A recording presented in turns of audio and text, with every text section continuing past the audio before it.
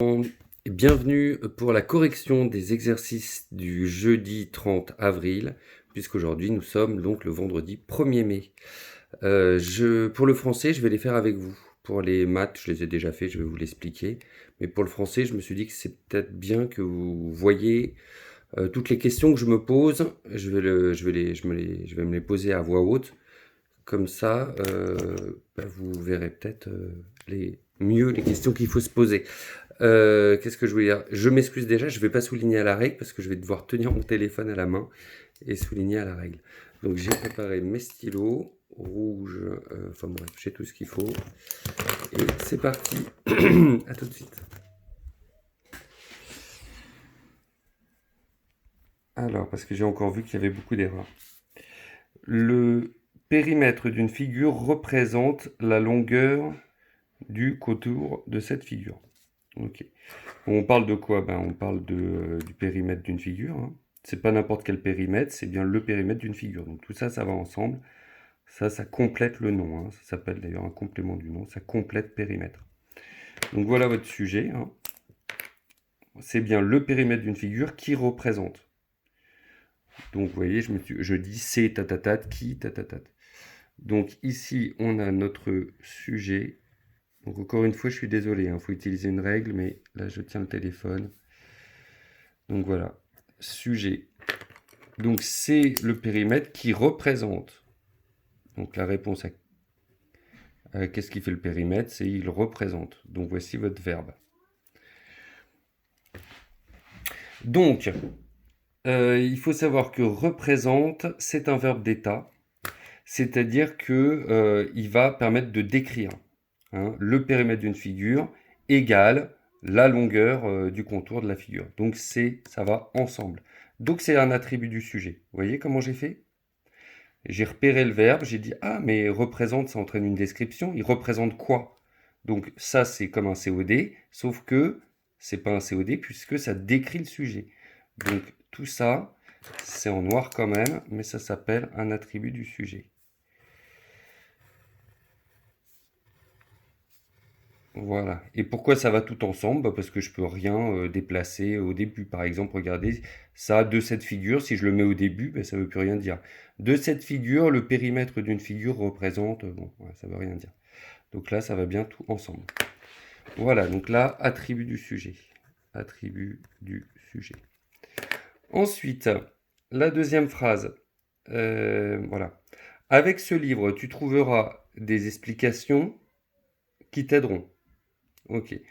Donc, on parle de qui là? On parle de toi, hein. C'est toi qui vas trouver, tu vas trouver des trucs, hein. Donc, j'ai des enfants qui m'ont mis avec ce livre. Il fait quoi le livre? Il fait rien, hein. On parle bien, c'est bien l'histoire de toi, de tu, et qu'est-ce qu'il fait? Il trouvera. Donc, ici, sujet-verbe. Ici, votre sujet, là, votre verbe. Voilà. Alors, trouver, ça va pas entraîner une description, voyez? Tu trouveras quoi? Des explications qui t'aideront. Je vous rappelle que le qui prolonge, hein. Des explications qui t'aideront. C'est pas n'importe quelle explication. C'est des explications qui t'aideront. D'ailleurs, il y a une faute de syntaxe. J'aurais dû écrire les explications qui t'aideront. Voilà. Donc, tu trouveras quoi? Les explications qui t'aideront. Donc, comme ça répond à la question quoi, c'est bien un COD. Ça ne décrit pas le sujet, donc c'est pas un attribut du sujet. C'est bien notre COD, hein, qui répond à la question quoi. Voilà, il nous reste avec ce livre, ça c'est une manière, hein, c'est comment tu vas y arriver, hein, comment tu trouveras. Je vous rappelle que les questions, il faut les poser après le verbe, hein. Tu trouveras où, c'est avec, enfin, où. Tu trouveras comment plutôt avec ce livre, hein. Donc moi, je dirais que c'est la manière, c'est avec ce livre. Complément circonstanciel de manière. Ensuite, j'ai oublié qu'il n'y a pas de cours demain. Bon, alors là, en fait, ça paraît compliqué. Il y a plein de verbes et tout. On se dit, oh là là là là. Mais vous allez voir qu'en fait, elle est super simple. On parle de qui? On parle de moi. Qu'est-ce qui m'arrive? J'ai oublié. J'ai oublié quoi? Tout ça. Vous voyez? Donc, on se retrouve devant un sujet-verbe. COD. Votre verbe. Votre sujet. Et donc j'ai oublié quoi? Eh ben, qu'il y avait cours, qu'il y avait pas cours demain, quoi. Ok, donc tout ça, c'est votre COD. Je sais, il y a des verbes dedans, c'est parce qu'il y a une proposition là. Mais on s'en fiche, hein. Vous avez votre sujet, sujet verbe, ça répond à la question quoi, c'est bon, c'est COD. Voilà.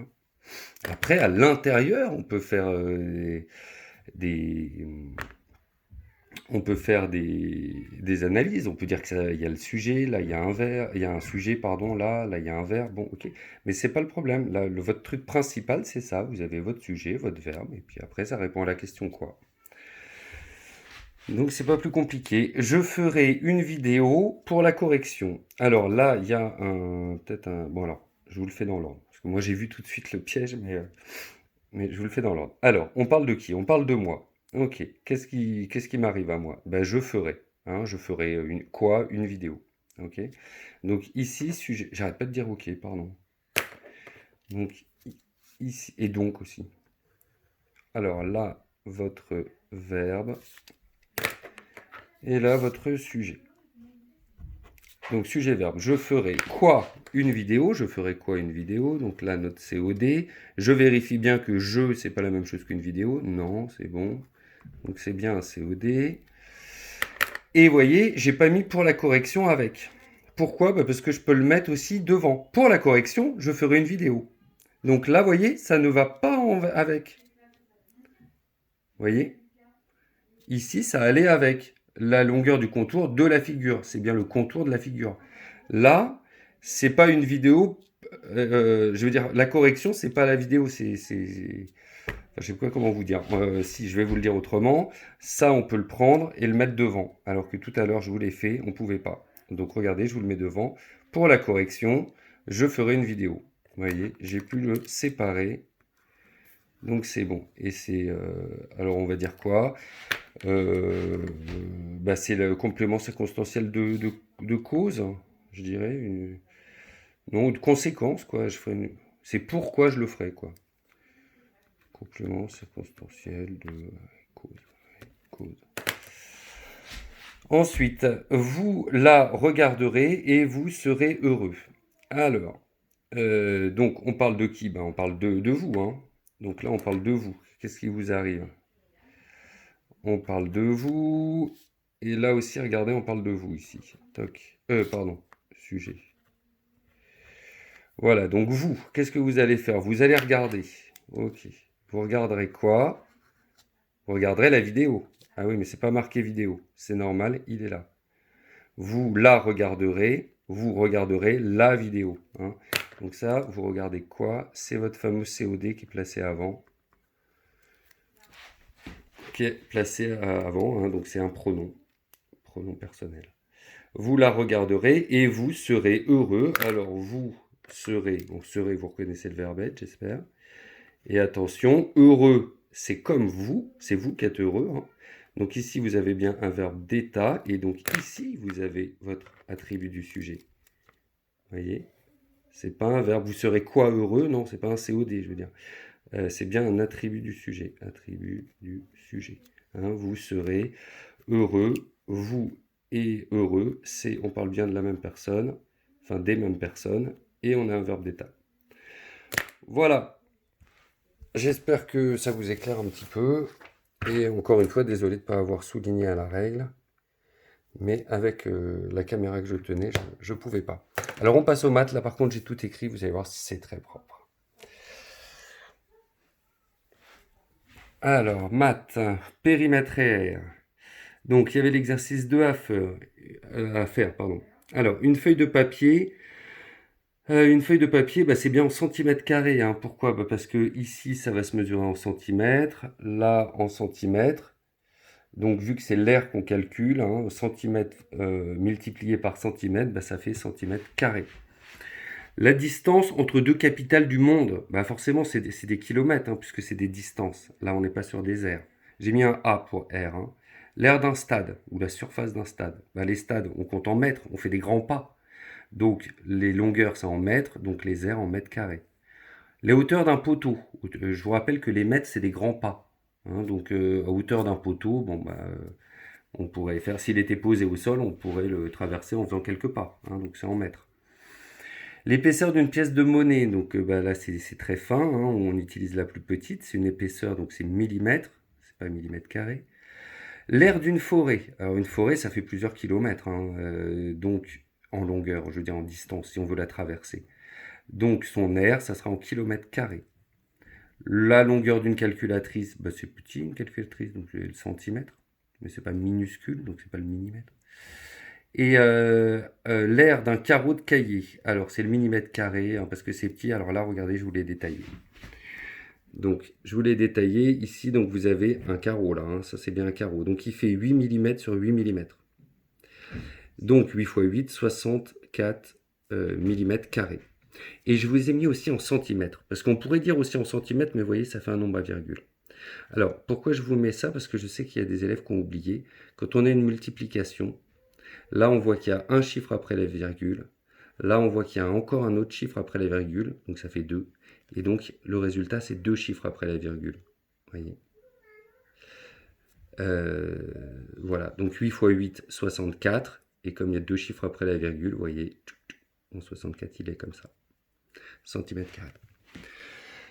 Alors ensuite, donc j'ai pas fait le tableau 7, mais j'ai mis les résultats, hein, vous voyez, j'adore les tableaux. Donc le carré, le périmètre c'est 10 cm, et son aire 6 cm carrés, enfin 6,25 cm carrés. Le rectangle, je vous laisse regarder, hein. Le périmètre c'était 27, l'aire 40,5 cm². Le carré de 10 km là, ça faisait donc 40 km. Son aire 100 km². Le rectangle c'est où? C'est là. Le rectangle donc 22 mètres. Son aire 24 mètres carrés. Voilà, alors ça en dessous c'est pour le problème 8. Donc je vous l'ai mis là, hein, que vous vous souvenez. Voilà, ce fameux problème. Donc pour le périmètre, 2 fois 25 plus 2 fois 12,50. Alors si je vous donne juste ça comme ça, c'est pas une correction très sympa. Je vous explique. Ici, pour le périmètre, on est d'accord, c'est tout le tour. Vous voyez, tout le tour. Donc j'ai bien 2 fois le 25, puisque je l'ai là et là, et j'ai bien 2 fois le 12,50, puisqu'il là et là. Vous voyez. Donc c'est pour ça que je l'ai mis 2 fois. Donc ça, faut pas que ça vous choque. J'ai mis des parenthèses pour dire, il y a ça, plus ça aussi. Voilà. Donc je l'ai calculé. Hein, donc ça fait 50 plus 25. Ça fait 75 mètres, puisqu'on était en mètres au départ. C'est le périmètre. Pour l'air. Alors, l'air, c'était un petit peu compliqué. C'est 25 moins 3 fois 12,5 moins 3. Alors, c'est quoi ce moins 3? Je vous explique. Donc, l'air, c'est ça. C'est l'air juste de la piscine. Voilà. L'énoncé, il nous dit qu'il y a 1,50 m en moins de distance là. Vous voyez, donc c'est en moins. Vous voyez, il va falloir enlever ici 1,50 m. Et de ce côté-là, on enlève aussi 1,50 m pour aller de la barrière jusqu'au bord de la piscine. Donc 1,50 m plus 1,50 m, ça fait 3. Et donc il faut les enlever. C'est pour ça que dans mon opération, je les ai enlevés. J'ai mis 25 moins 3. J'ai fait la même chose pour la largeur. Pour la largeur, vous voyez, il faut enlever ici 1,50 m et ici enlever 1,50 m. Il faut enlever 1,50 m, enlever 1,50 m. Voilà, donc 1,50 m, 1,50 m, c'est 3. Donc, j'ai enlevé 3. Donc, ça nous donne 22 fois 9,5. J'ai fait un fois parce que je calcule une aire. Hein. Et là, regardez comme je suis gentil. Je vous ai posé la multiplication parce que je sais aussi qu'il y a des enfants qui ont du mal. Alors, regardez déjà dans quel sens je l'ai mis. Il y a des enfants qui font le contraire. Pourquoi j'ai mis 22 en bas? Mais parce que c'est super facile, x2 et x2. Vous voyez? Et donc en plus, une fois que j'aurai fini le premier, x2, le deuxième, c'est la même chose, c'est encore 2. Vous voyez? Donc il vaut mieux mettre dans ce sens-là. Il faut mettre le plus simple en bas. Vous voyez? Donc, 2 fois 5, 10, 0, je retiens 1. 2 fois 9, 18 plus ma retenue, 19. Ensuite, je m'occupe du 2, mais c'est pas 2, c'est 2 dizaines. Donc je décale, c'est pour ça que j'ai mis un point. Ça décale ici, puisque les dizaines, c'est la colonne d'à côté. Hein. On compte des dizaines. Et évidemment, comme c'est encore x2, bah c'est la même chose, c'est encore 190. Hein. Vous voyez, regardez, 0, 9, 1. Voilà. Donc après, il n'y a plus qu'à faire l'addition des colonnes. 0 et 0, 0, 9 et 0, 9, 9 et 1, 10, 0, je retiens 1, 1 et 1, 2. Ici, il y a combien de chiffres après la virgule? Ici, il y en a 1, là, il n'y en a pas. Vous voyez, il n'y a pas besoin d'aligner. Hein. Je vous rappelle, pour les fois, il n'y a pas besoin d'aligner des virgules. Ça, c'est pour les plus et les moins. Donc, il y a un chiffre après la virgule. Donc, j'en ai mis 1. Donc, mon résultat, c'est 209. Jolie phrase réponse. Soulignez tout, s'il vous plaît. Donc, petit a, la barrière mesure 75 mètres. L'aire du volet est de 209 mètres carrés. Et j'ai fini. Voilà, j'espère que ça vous a aidé, j'espère que j'ai été clair. Vous me direz ça à la rentrée, mais non, en même temps, dites-le moi par mail. J'aimerais bien avoir des mails. Vous m'envoyez pas assez de mails. Voilà. Bon, bon week-end et à la semaine prochaine. Et je sais plus. Ah voilà, si c'est bon, je l'ai. Parce qu'en fait, j'éteins avec ça.